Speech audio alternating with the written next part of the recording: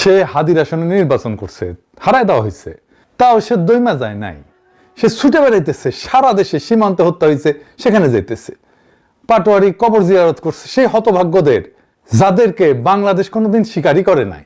বাংলাদেশে প্রথমবারের মতো সীমান্ত হত্যাকাণ্ডের শিকার হওয়া মানুষগুলোর পাশে জাতীয় পর্যায়ের একজন নেতা যা দাঁড়াইলো।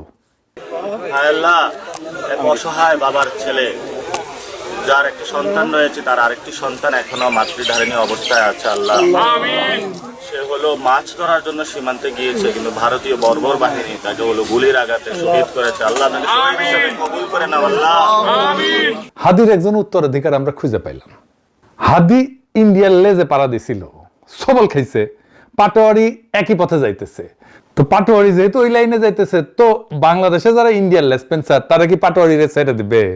হ্যাঁ, দিবে না। তো তো বাংলাদেশে ইন্ডিয়ার লেসপেন্সার কে ছিল? আওয়ামী লীগ। আওয়ামী লীগ তো এখন নাই, তাহলে ভারপ্রাপ্ত লেসপেন্সার রইল কে? বলেন তো কে? বলেন বলেন কে? আমার কথা শোনার দরকার নাই, মির্জা সাহেবের কথা শোনেন। সখারা জাকারে পড়লাম মির্জা ফখরুল, শুনেন। নৌকার যে কান্ডারি, যে মূল মাঝি, ও নৌকার সবগুলোকে ফেলে দিয়ে পাড়ায় চলে গেছে, ইন্ডিয়া চলে গেছে, ঠিক না? এখন আমাদের যারা এখানে নৌকা পড়তে না সারা বাংলাদেশে, তারা তো একটু অসহায় অবস্থায় আছে, যে আমাদের মূল লক্ষ্যে পালাই গেছে, আমরা এখন কি করবো? তো সেই জায়গায় আমি আপনাদেরকে এইটুকু আশ্বাস দিতে পারি যে আপনাকে হতাশ হবেন না, ধানের শীষ আপনাদের পাশে আছে, আমরা আপনাদের পাশে আছি। আমরা বেঁচে থাকতে আপনাদের গায়ে কেউ ফুলের টোকাও দিতে পারবে না। শুনেছেন, এই পাটের উপরে হামলা হয়েছে ঝিনাইদহে, নামাজ পড়ে আসছে সেই সময় হামলা। প্রথমে ডিম ছুরিছে, তারপরে বেসবল ব্যাট নিয়ে হামলা।